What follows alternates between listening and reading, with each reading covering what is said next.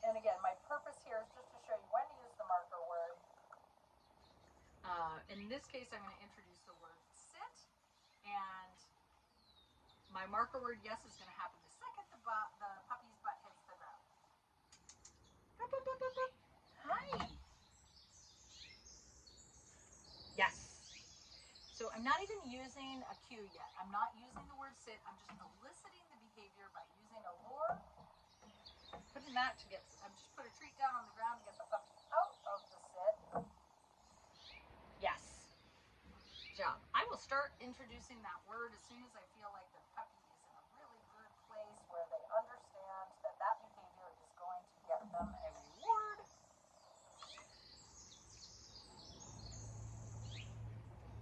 Yes. Very nice. So the more I use the marker word, the more the puppy understands that's exactly what you're looking for, and they will start to offer behavior more frequently, and then they will get rewarded for it more often, and then that behavior will eventually become something that is just ingrained in the puppy's repertoire. So right now, George, yes.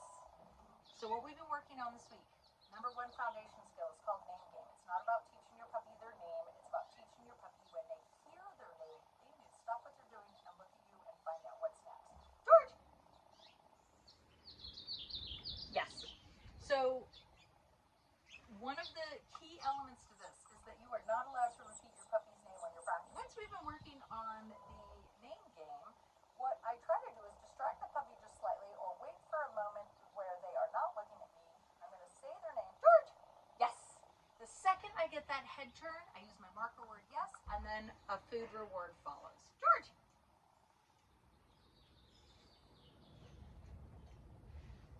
If too long of a gap happens, then I'm going to stop. I'm not going to repeat the puppy's name. No repeating name. I'm going to stop. I'm going to try to figure out how I can make this easier. There was a little distraction over on the side, so I think he kind of lost focus. Hi!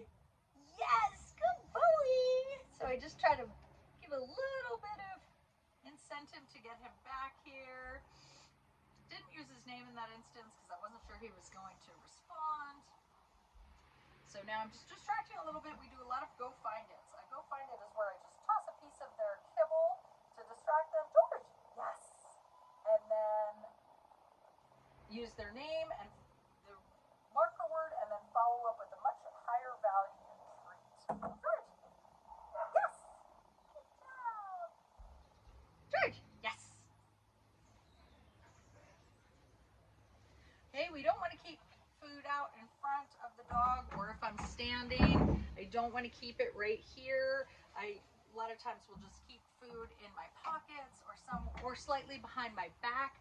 I don't want that to be a visual cue for the dog, and I also don't want to create a massive amount of distraction. When they know food is in front of them, that's generally where their brain focus is versus what are they doing in response to me, and then the reward follows if they've done the correct thing. So again, I might take a little bit of, I'm going to stand up so you can't see me as well, but you'll be able to see the puppy. Ready? Go find it.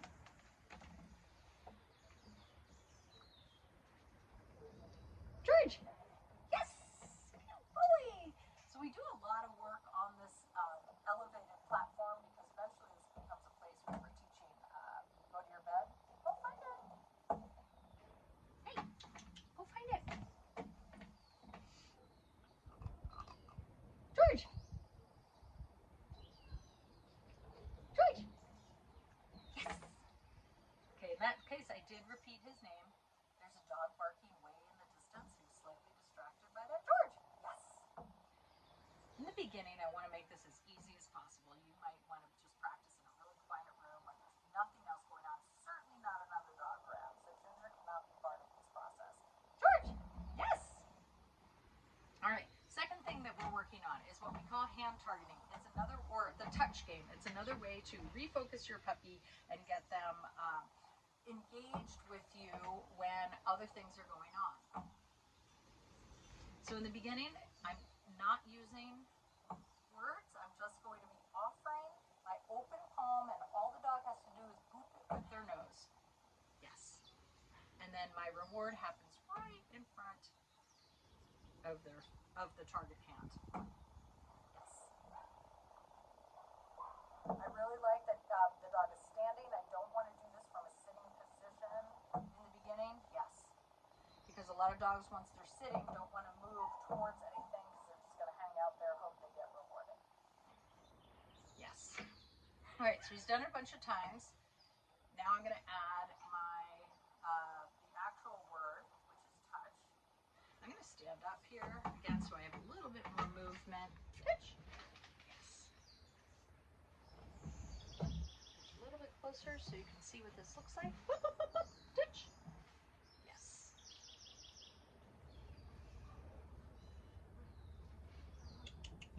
Touch. Yes. Good job. Very nice. Touch. Yes. Good job.